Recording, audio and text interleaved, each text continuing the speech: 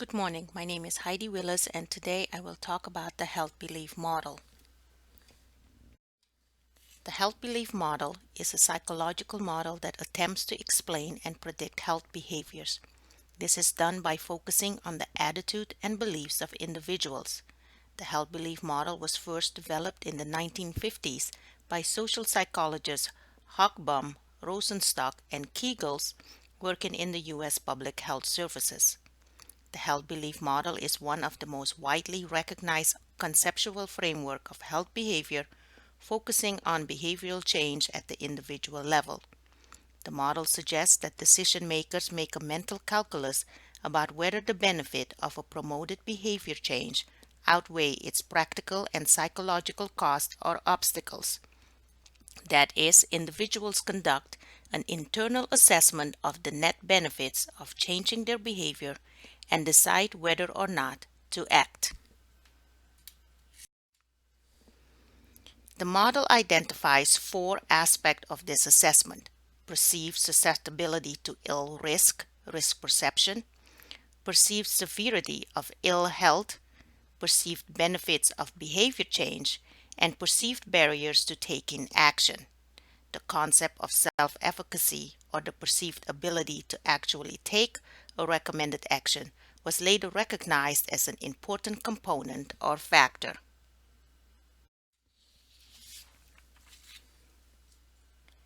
The six major concepts and application of the health belief model.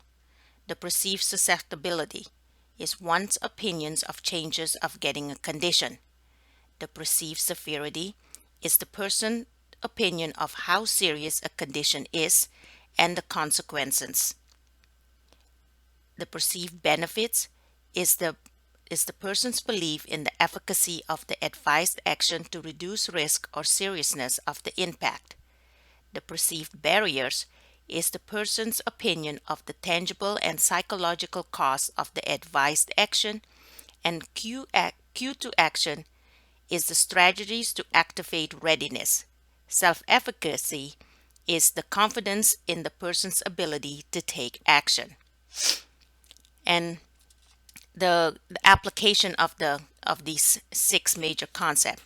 So the perceived susceptibility, there's where as a provider, you would define the population at risk, the risk level, personalize the risk based on a person's features or behaviors, and heighten perceived susceptibility if it's low. The perceived severity, you would specify consequences of the risk and the condition. And in the perceived benefits, you would define the actions to take, how, where, and when, and clarify the positive effects to be expected. The perceived barriers, there's where the provider would identify and reduce barriers through reassurance, incentives, and assistance. In cue to action, there's where you would provide information, promote awareness, and give reminders. And the self-efficacy, there's where the provider would provide training, guidance in performing the action so that the person would feel confident in successfully making that behavior change.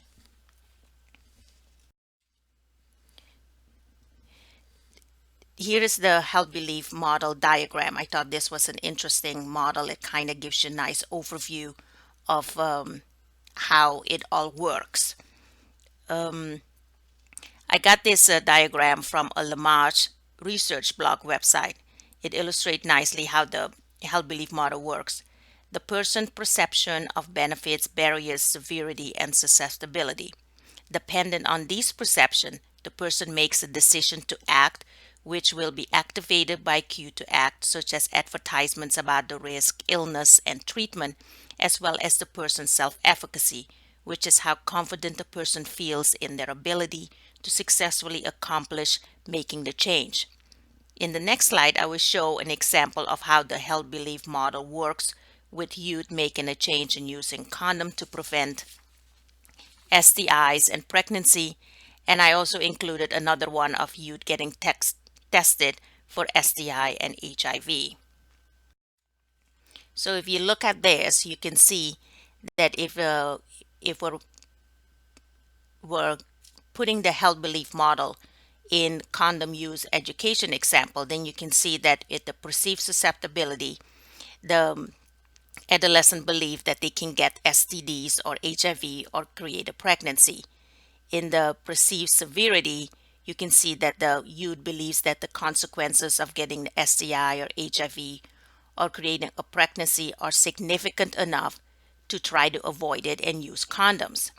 The perceived benefits, there you can see that the youth believe that the recommended action of using a condom would protect them from getting STI or HIV or creating a pregnancy.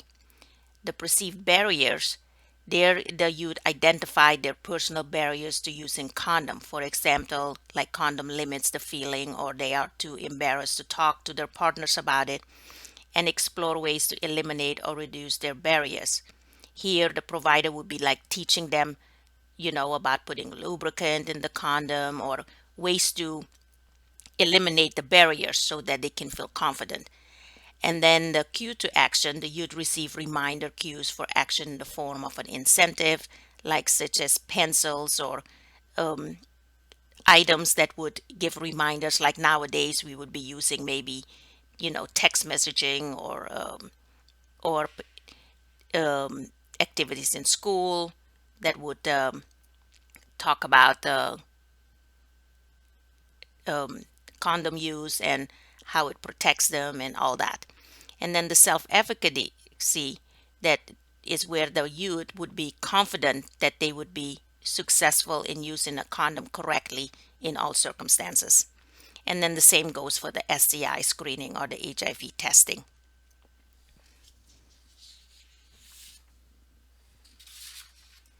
So this was it for my How Believe model presentation. I hope you enjoyed it and it was informative.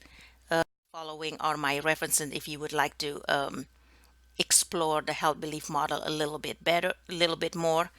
And that was it. Thank you so much for watching.